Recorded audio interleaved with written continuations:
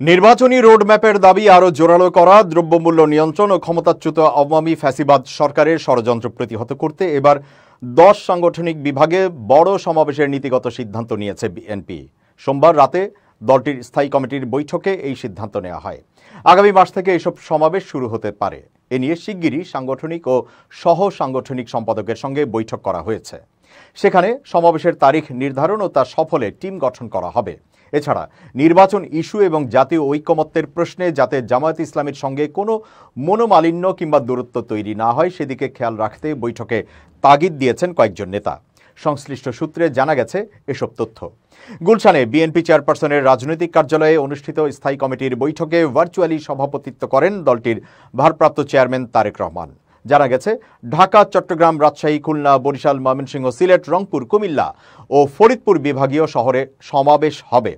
ঢাকা অথবা চট্টগ্রাম দিয়ে বিভাগীয় সমাবেশ শুরু করার কথা ভাবছে বিএনপি।